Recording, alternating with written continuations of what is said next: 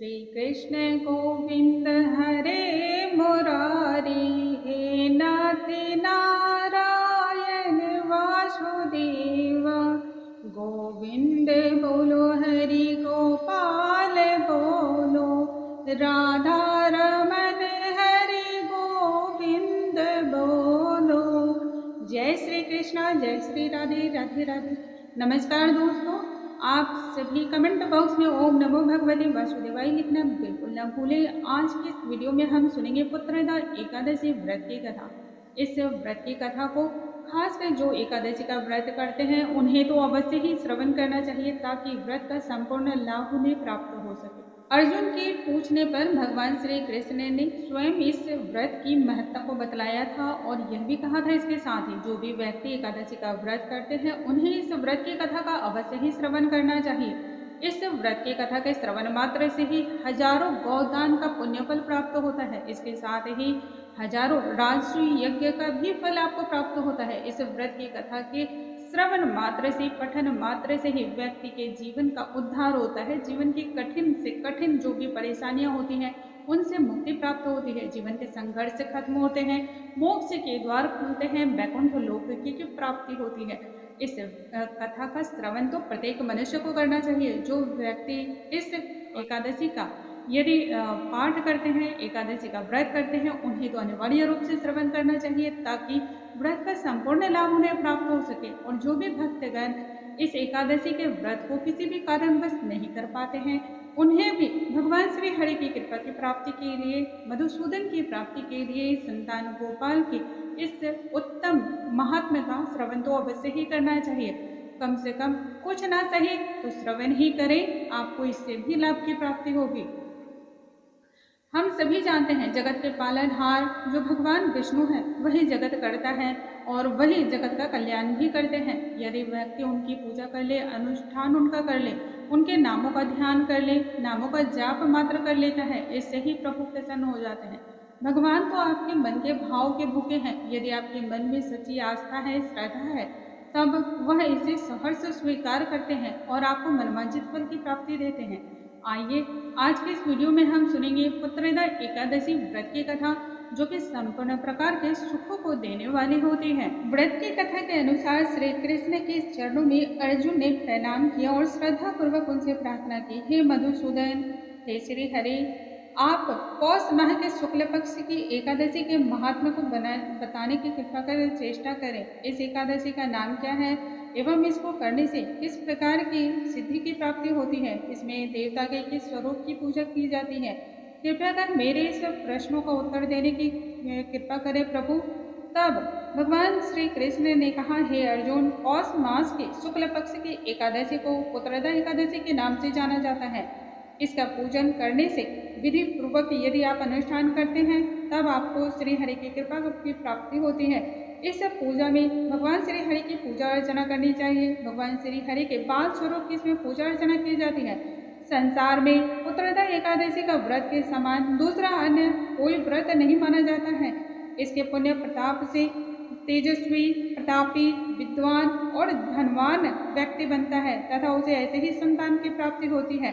इस एकादशी के संबंध में जो कथा है पौराणिक, उसे मैं तुम्हें सुनाता हूँ, तुम श्रद्धापूर्वक उसे श्रवण करो। प्राचीन काल की बात है, भद्रावती नगरी में सुकेतुमान नामक एक राजा राज्य किया करता था। राजा बहुत ही सुखी संपन्न था। राज्य में कभी किसी चीज की कोई कमी नहीं थी, बस कमी थी तो उसके जीवन में तन्हापन की, क्योंकि उस राजा और रानी को कोई भी संतान की प्राप्ति नहीं थी। उसकी पत्नी का नाम सव्या था। उससे पुत्रहीन राजा के मन में इस बात को लेकर के बहुत अधिक चिंता बार बार सताया करती थी कि उसके बाद उसके पूर्वजों को और उसे पिंड दान कौन देगा। इससे उसके पितर भी दुखी हुआ करते थे कि सुकेतुमान के बाद भला हमें पिंड कौन देगा। इधर राजा भी बंधु बांधव, राज्य, भांति, घोड़े, सुख, शांति, इन चीजों से संतुष्ट नहीं हो पा रहा था। इसका मात्र जो एक दुख भरा कारण था वह था पुत्र का न होना। बिना पुत्र के पितरों और देवताओं के ऋण से भी मुक्त हम नहीं हो सकते हैं। राजा दिन रात इसी चिंता में घुला रहता था। चिंता के कारण एक दिन वह इतना ही दुखी हो गया कि उसके मन में अपने शरीर को त्याग देने की इच्छा उत्पन्न हो गई। किंतु फिर वह सोचने लगा, आत्महत्या करना तो इससे भी बड़ा महापाप है। यह सोचते हुए उसने मन से इस प्रकार के विचार को निकाल दिया। फिर अपने इन्हीं विचारों में मग्न हुआ वह घोड़े पर सवार होकर वन की ओर चल पड़ा।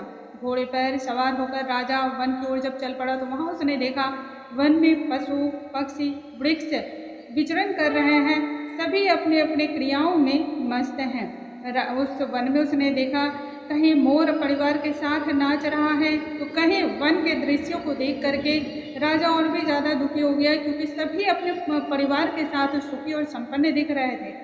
राजा सोच विचार करने लगा और ऐसे ही सोचते सोचते दोपहर का समय हो आया। वह सोचने लगा कि मैंने अनेक प्रकार के यज्ञ किए तथा दान पुण्य किया, ब्राह्मणों को अलग अलग प्रकार के स्वादिष्ट व्यंजन का भोजन भी कराया है, किंतु फिर भी मुझे जीवन में इस प्रकार का दुख क्यों मिल रहा है? आखिर इसका क्या कारण है?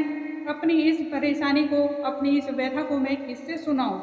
कौन मेरी इस परेशानी का समाधान भला कर सकता है? इन विचारों में खोए हुए राजा को अब बहुत समय गुजर चुका था और राजा को अब भूख और प्यास लगाई। पानी की तलाश में वह आगे बढ़ा।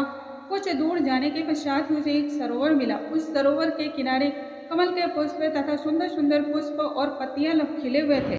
उस सरोवर में अनेक प्रकार के जीव जंतु जल में क्रीड़ा में मग्न थे। सरोवर के चारों तरफ ऋषियों के आश्रम बने हुए थे। अचानक राजा के दाहिने अंग फरकने लगे, जिसे शुभ सगुन मान करके राजा मन ही मन प्रसन्न होता हुआ घोड़े से नीचे उतरा और सरोवर के किनारे बैठे हुए ऋषियों को दंडवत प्रणाम किया। उनके सामने बैठकर उसने अपनी व्यथा को कही। ऋषिवर बोले, हे राजन, हम तुमसे अत्यधिक प्रसन्न हैं, अतः तुम्हारी जो इच्छा हो हमसे कहो। तब राजा ने कहा, हे भगवान, हे मुनिवर, आप लोग कौन हैं तथा यहाँ इस सरोवर के निकट किस लिए रह रहे हैं? इस पर ऋषि बोले, राजन, आज पुत्र की इच्छा करने वाले को श्रेष्ठ पुत्र प्रदान करने वाली पुत्रदा एकादशी है। आज से 5 दिन बाद माघ स्नान है और हम सब इस सरोवर में स्नान करने हेतु ही आए हैं। ऋषियों की इस प्रकार की बातों को सुनकर राजा बोला, मुनियों, मेरा कोई संतान नहीं है, मेरा कोई पुत्र नहीं है। यदि आप मुझ पर प्रसन्न हैं तब कृपा कर मुझे पुत्र प्राप्ति का वरदान दीजिए। तब ऋषिवर बोले, हे राजन, आज पुत्रदा एकादशी है, तुम भी भगवान श्री हरि के नाम से उपवास रखो, उनके नाम की आराधना करो, ध्यान करो, भजन कीर्तन करो, अवश्य ही तुम्हारे घर में श्री हरि की कृपा से पुत्र की प्राप्ति होगी। इस प्रकार से राजा ने मुनियों के वचन के अनुसार उस दिन पूजा पाठ किया, उपवास किया और विधि पूर्वक द्वादशी के दिन व्रत का पारायण किया। ऋषियों को फिर प्रणाम करके वापस अपनी नगरी को लौट आया। भगवान श्री हरि की कृपा से 9 महीने बाद रानी को एक सुंदर पुत्र की प्राप्ति हुई। यह पुत्र तेजस्वी था और बड़ा होने पर वीर, धनवान, यशस्वी और प्रजा का पालक बना। श्री कृष्ण ने इसके आगे कहा, हे पांडु पुत्र, पुत्र की प्राप्ति के लिए पुत्रदा एकादशी का व्रत करना चाहिए, उपवास करना चाहिए। इस व्रत से बढ़कर पुत्र प्राप्ति के लिए अन्य दूसरा कोई भी व्रत उपवास नहीं माना जाता है। इससे पुत्र दीर्घायु होती है। जो व्यक्ति पुत्र एकादशी के महात्म्य को पढ़ता है, श्रवण करता है, पठन करता है अथवा इसका गुणगान करता है और विधि पूर्वक इसके नियम के पालन करता है, उसे सर्वगुण संपन्न पुत्र रत्न की प्राप्ति होती है। भगवान श्री हरि की कृपा से मनुष्य मोक्ष को प्राप्त करता है। पुत्र जिसके जीवन में ना हो, यह बड़े ही दुर्भाग्य की बात है। उससे भी दुर्भाग्य है जिस व्यक्ति को पुत्र तो हो लेकिन वह कुपुत्र हो, यानी कि कुल के नाम को डुबोने वाली हो और इसके साथ ही कुल के दीपक को बुझाने वाली हो। ऐसी संतान प्राप्ति से अच्छा है ऐसे संतान का होना जो कि भाग्योदय करने वाली हो। दोस्तों, इस प्रकार से भगवान श्री कृष्ण ने स्वयं अर्जुन को इस व्रत की महत्ता को बतलाते हुए इसके व्रत, अनुष्ठान और नियमों के बारे में बतलाया है।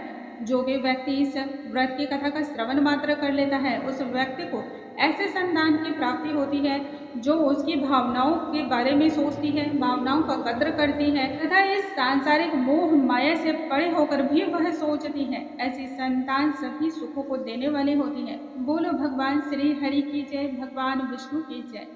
ओम नमो भगवते वासुदेवाय। दोस्तों, उम्मीद करती हूँ आज का ये कथा आप सभी को बहुत अधिक पसंद आया होगा। वीडियो थोड़ा सा भी पसंद आता हो तो इसे लाइक करना बिल्कुल ना भूलें।